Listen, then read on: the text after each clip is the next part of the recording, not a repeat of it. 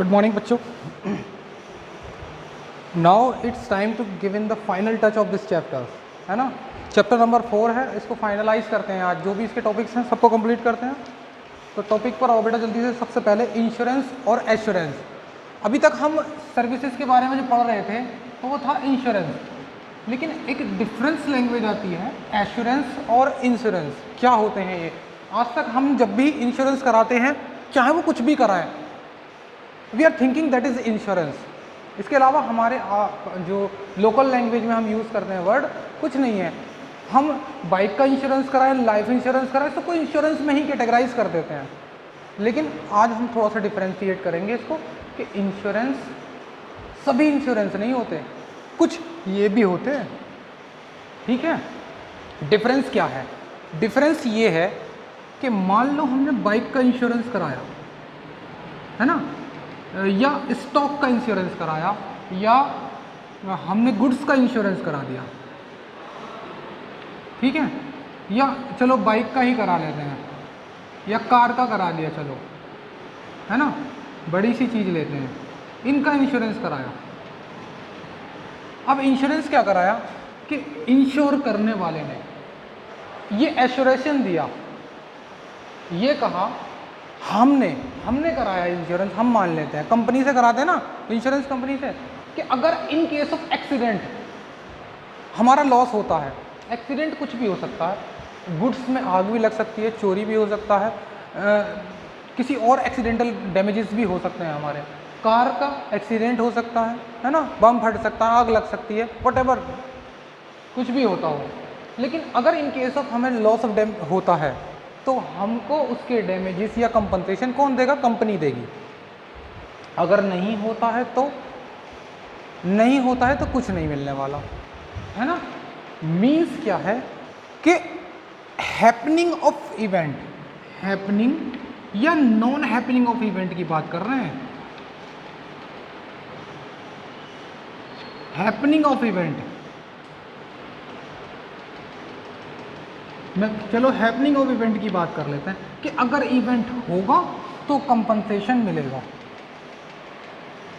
ठीक है, तो कंपनसेशन मिलेगा from the side of company. लेकिन एक होता है LIC, लाइफ इंश्योरेंस कॉरपोरेशन, है ना, कराते ना, लाइफ इंश्योरेंस कराई, हमने अपनी लाइफ का इंश्योरेंस कराया। अब इंश्योरेंस कराने पर मान लेते हैं टर्म इंश्योरेंस है, 20 साल की टर्म्स है कि हमने 20 साल का इंश्योरेंस कराया। तो देखना उस एग्रीमेंट में, अभी जब घर जाओगे तो पता करना, या घर पर ही हो जाओगे क्या तुम, है ना, तो उसमें कंडीशन होती है कि इन केस ऑफ 20 ईयर, अगर 20 साल के अंदर आपको कोई मिस हैपनिंग हो जाती है, डेथ हो जाए या कुछ भी हो जाए आपके साथ, तो उसका रिकवर आपकी फैमिली को मिल जाएगा, ठीक है। हेल्थ इंश्योरेंस कराएंगे तो हेल्थ का बेनिफिट मिलता है। लेकिन अगर डेथ ना होती है तो भी एक सम एश्योर्ड होती है, सम एश्योर्ड, यानी अगर ये इवेंट नहीं होता है, ये नहीं होता है, तो भी आपको कुछ ना कुछ मिलेगा। अगर आपने मान लेते हैं 20 साल में आपको, 20 साल के अंदर अंदर आपको कुछ हो जाता है, happening of event,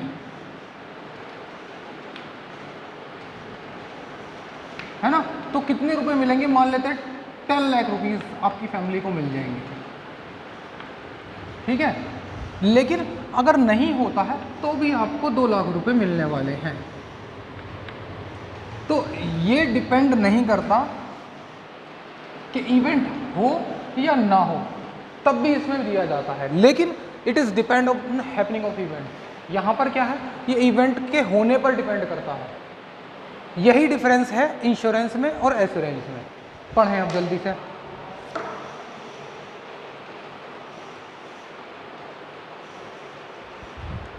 generally the term insurance and assurance are considered same thing. आज तक हम इसको सेम ही मान लिया करते थे, but these two are not synonym, synonym नहीं है। These two are different in a meaning. Assurance refer to the contract in which sum assured is bound, ये बाउंड है, देनी पड़ेगी मिनिमम अमाउंट तो इतनी, after completing of the period after 20 year, मेरे example में आफ्टर 20 ईयर्स चल रहा है,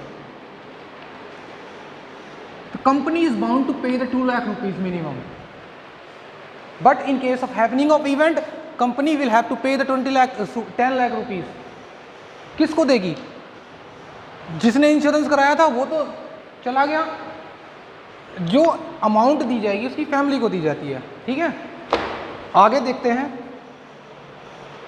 the assurance refer to the contract in the sum assured is bound to paid sooner और लेटर, है ना। जो सम एश्योर्ड है वो टाइम से पहले भी कह देते हैं, कभी कभी ऐसा भी हो जाता है कि 20 साल से पहले ही दी जाए, ठीक है ना। उसकी वो दी जाती है कि 5 साल में 10,000 मिलेंगे, फिर 20,000 मिलेंगे अगले 5 साल बाद, तो ऐसा भी हो जाता है। In case of insurance the sum assured is paid only when insured suffer peculiar losses. आगे पढ़ते हैं। For example in case of fire insurance compensation is given to the insured only when he suffered the losses. इस case की बात कर रहे हैं, insurance की बात कर रहे हैं कि अगर लॉस होगा तो कंपनसेशन मिलेगा। ठीक है, the contract of life insurance is the contract of assurance. अब इसकी बात कर रहे हैं। लाइफ इंश्योरेंस कौन सा कॉन्ट्रैक्ट है? ये एश्योरेंस वाला कॉन्ट्रैक्ट है। क्यों? Because in this contract insurer is bound to pay. Insurer means company की बात कर रहे हैं। Compensation either at the date of insuree और on the expiry of time period. वो टाइम पीरियड कुछ भी डिटरमाइन हो सकता है, ये नहीं कि 20 ईयर्स के बाद ही हो। कंपनी और इंश्योरेंस कराने जो इंश्योर्ड है व्यक्ति, उसके बीच में क्या कॉन्ट्रैक्ट हुआ है, उसमें जो टर्म्स कंडीशन है उसके ऊपर डिपेंड करता है। May be it may be 20 years, it may be 5 year के पीरियड में भी हो सकता है। ठीक है, चलो अब इसकी बात खत्म कर लेते हैं। इस टॉपिक को आप कंप्लीट करना। अगले टॉपिक पर आते हैं, टाइप्स ऑफ इंश्योरेंस के ऊपर। तो अभी सिर्फ 2 तरह की इंश्योरेंस की बात हो रही है, इसके अलावा भी और फर्दर 2 टाइप ऑफ इंश्योरेंस होते हैं जिनको हम डिस्कस अब करेंगे। आ जाओ बच्चों टाइप्स ऑफ इंश्योरेंस पर। बेटा टाइप्स ऑफ इंश्योरेंस में देखो, हमने नॉर्मली 4 तरह के इंश्योरेंस हैं। एक तो लाइफ इंश्योरेंस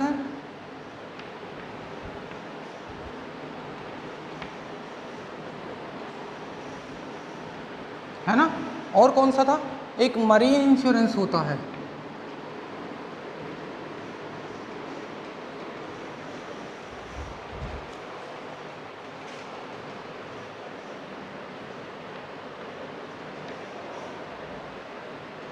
और कौन सा था? एक फायर इंश्योरेंस होता है।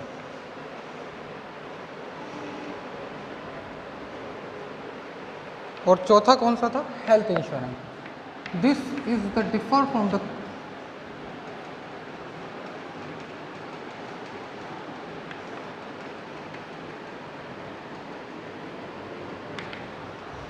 ठीक है।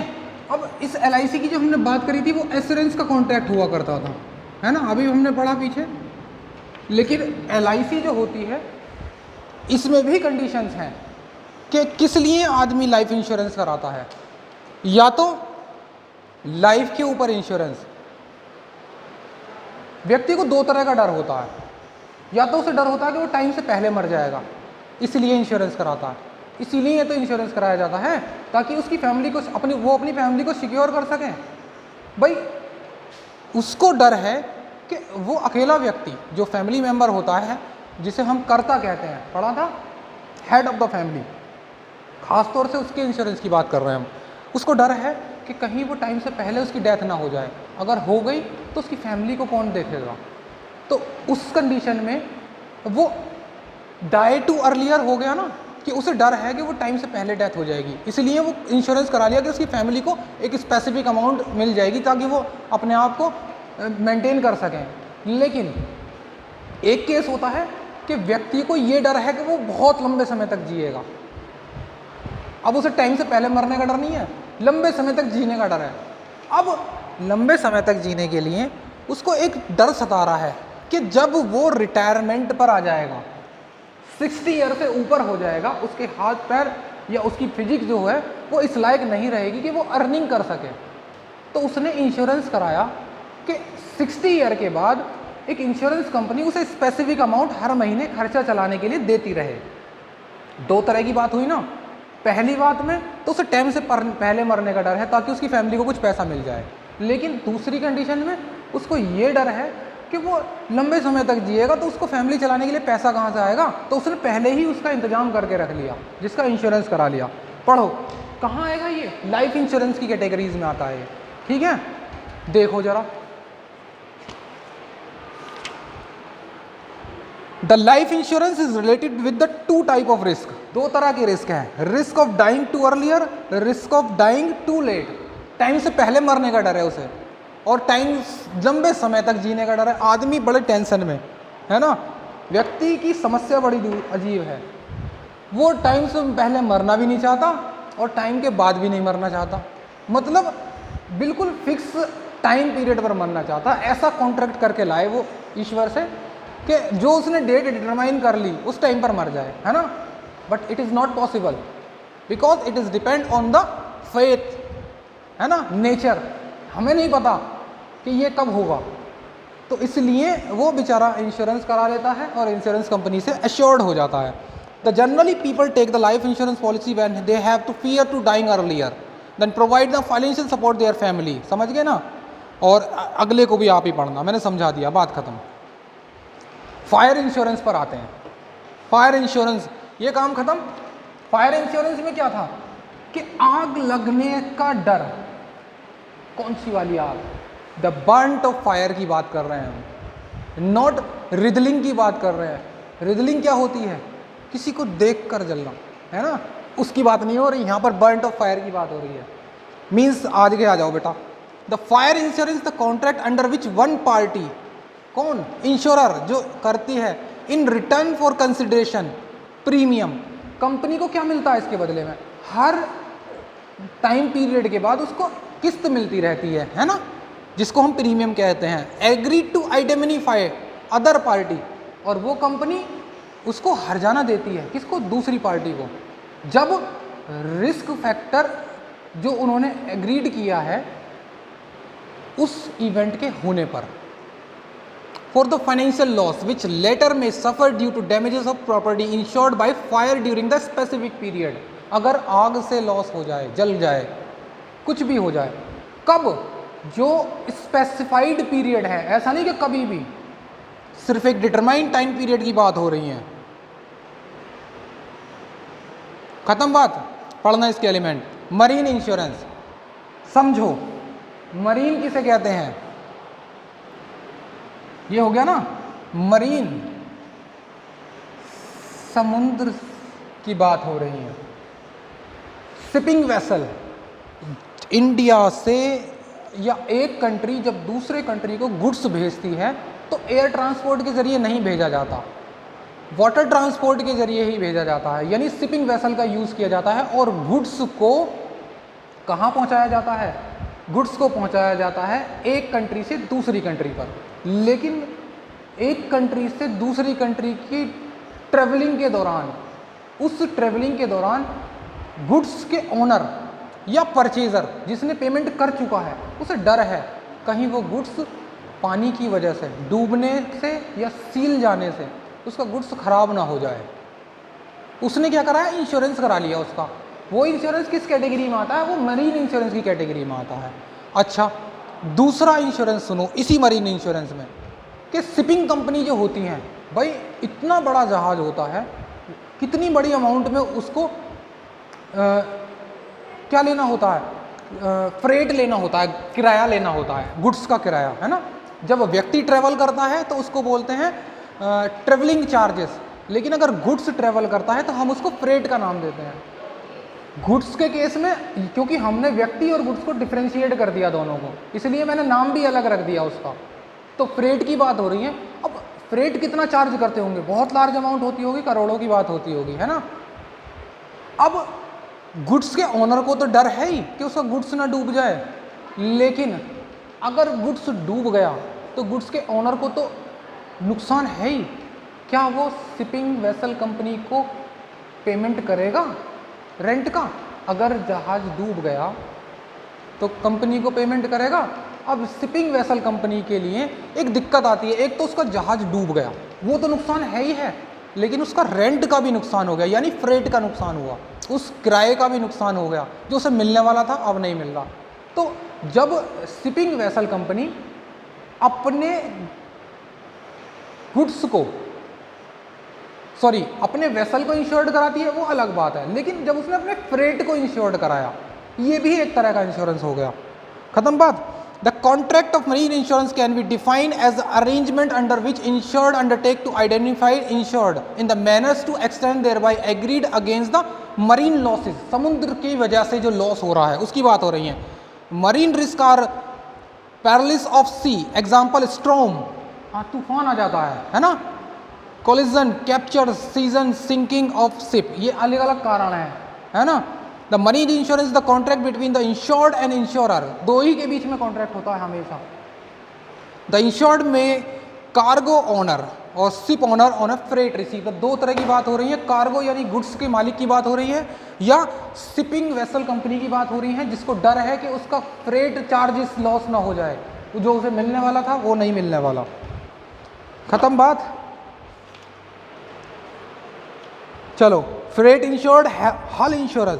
देखो अब इसमें कार्गो इंश्योरेंस मैंने दो तरह की बता दी। एक तो फ्रेट इंश्योरेंस में कौन सा था, उसे फ्रेट का डर था। हल इंश्योरेंस में उसे शिप के डूबने का डर था, है ना। मशीनरी, फ्यूल, इंजन, स्टोर, ये सब जो शिप के से जुड़ी हुई चीज़ें हैं उसके पार्ट्स की बात कर रहे हैं। Whole ship insurance insured. और तीसरा क्या था, कार्गो, जिसमें गुड्स की बात हो रही है, क्रू, पैसेंजर, कार्गो, गुड्स हैं जो भी हैं सभी। खत्म बात। चैप्टर कंप्लीट है बच्चों, इसको डिफरेंशिएट करना। अच्छा, कम्युनिकेशन सर्विस रह गया बच्चों अभी तो।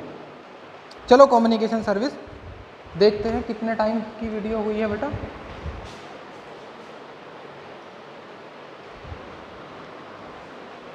सत्रह मिनट। चलो करते हैं इसको, कम्युनिकेशन को। देखो अब हम बात करते हैं कम्युनिकेशन सर्विसेज की।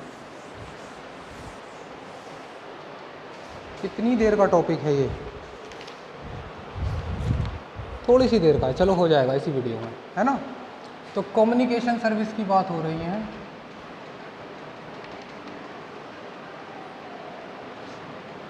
आ जाओ। दो तरह की कम्युनिकेशन सर्विस होंगी जिससे हम लोगों को अपनी बात बता सकें। फ़ोन कॉल द्वारा बता सकते हैं, है ना। टेलीकॉम इंडस्ट्री होती है जिसमें ये इंक्लूड होती है। दूसरा क्या है, पोस्टल सर्विसेज, रिटन लेटर लिखकर भेज सकते हैं, ठीक है। यानी दूसरे व्यक्ति को हमें अपनी बात प्रेजेंट करनी है। This is the called communication industry. और वो जो सर्विसेज हमें इस तरह की दे रहा है, हमारी बात को दूसरे तक पहुंचा रहा है, this is are and fall in the category of communication. तो दो तरह की हैं, एक पोस्टल सर्विसेज और एक टेलीकॉम सर्विसेज। पोस्टल में हम पोस्ट करते हैं अपनी बातों को, रिटन फॉर्म में देते हैं। चलो, the government and nation and international level provide the postal service. The main feature of postal service, all postal service are control by the government. जितनी भी पोस्टल सर्विसेज हैं कौन कंट्रोल करता है, गवर्नमेंट ही करती है। लेकिन अब देखा जाए तो कुछ प्राइवेट ऑर्गेनाइजेशंस भी आ चुकी हैं, है ना। द पोस्टल डिपार्टमेंट, वैसे इनको जो लीडिंग अथॉरिटी है वो गवर्नमेंट ही रन करती है, ठीक है ना। The postal department provide the service at national as well as international. ये नेशनल और इंटरनेशनल दोनों ही होती हैं। वैसे इसमें कुछ खास बात है नहीं, है ना। लेकिन जो खास बात है वो फाइनेंशियल फैकल्टीज़ हैं जिनको हम पढ़ रहे हैं। पोस्ट ऑफिस से जुड़ी हुई सर्विसेज हमें पता है, हम पोस्ट करते हैं। पोस्ट भी अलग अलग तरीके की है, एक स्पीड पोस्ट होती है, एक नॉर्मल पोस्ट होती है। स्पीड पोस्ट में तुरंत हमें पोस्ट कर पहुंचने का जल्दी चांस हो जाते हैं। लेकिन पोस्ट ऑफिस डिपार्टमेंट के कुछ और भी काम हो गए हैं। पोस्ट ऑफिस डिपार्टमेंट हमारे डिपॉजिटर, एज ए डिपॉजिटर भी काम कर रहा है, यानी हमारे पैसे को जमा भी करता है, सेविंग अकाउंट भी खोल रहा है। और क्या करता है, जब सरकार सिक्योरिटी इशू करती है, यानी किसान विकास पत्र जिनको हम कहते हैं zero coupon bond, zero coupon bond,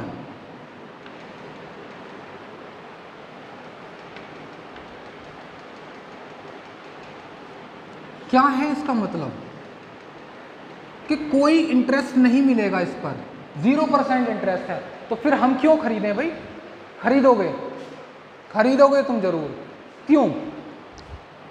एक बॉन्ड की कीमत 100 रुपीज़ है ना, यानी ये इसकी फेस वैल्यू है, और ये आपको आज मिलेगा 96 रुपीज़ का। एग्जाम्पल दे रहा हूं मैं। और आप इसको 91 डेज बाद आना, 100 रुपीज़ का वापस गवर्नमेंट को दे जाना, तो आपको बेनिफिट हो गया ना। ये रिटर्न बेच गए तुम, और अगर ज़्यादा दिन बाद बेचोगे तो और महंगा खरीद लेंगे, लेकिन इंटरेस्ट नहीं दे रहे, इसकी फेस वैल्यू को ही वो आपको कम कर दे रहे हैं। लो मैंने 90 रुपये कर दिया, 92 कर दिया, चलो, तो एक बॉन्ड पर हमें कितना बेनिफिट हो गया? 8 रुपये का। तो ऐसे बेनिफिट दिए जाते हैं इस पर। इसी तरह के अलग अलग तरह के बॉन्ड होते हैं, जिसको हम किसान विकास पत्र भी कह रहे हैं, नेशनल सेविंग सर्टिफिकेट भी इसी कैटेगरीज में आते हैं। ये सब जीरो कूपन बॉन्ड ही हैं। Monthly scheme, saving account, time deposit, यानी एफडी भी कराता है पोस्ट ऑफिस, तो बैंकिंग फैसिलिटी हमें प्रोवाइड कर रहा है सिमिलरली। टाइम डिपॉजिट मतलब एफडी की बात हो रही है। मनी ऑर्डर, ठीक है, ये सारे काम कर रहे हैं। मेलिंग सर्विसेज भी प्रोवाइड हो रही है, यानी मेल जो हम करते थे, प्राइवेट ऑर्गेनाइजेशन तो कर रही है, ये भी करते हैं मेलिंग सर्विसेज। हमारी articles from one place to another with the normal transfer registration faculty, they provide the security of transmission। क्या है सिक्योरिटी ऑफ ट्रांसमिशन? अगर हमने कोई मेल भेजा, बाई पोस्ट भेजें, फिजिकल मोड भेजें या इलेक्ट्रॉनिक मोड भेजें, उसमें हमें इसकी सिक्योरिटी है, क्योंकि ये गवर्नमेंट ऑर्गेनाइजेशन है। प्राइवेट ऑर्गेनाइजेशन फ्रॉड कर सकती हैं, हमारी इंफॉर्मेशन लीक कर सकती हैं, लेकिन यहाँ हम सेफ हैं बहुत ज़्यादा।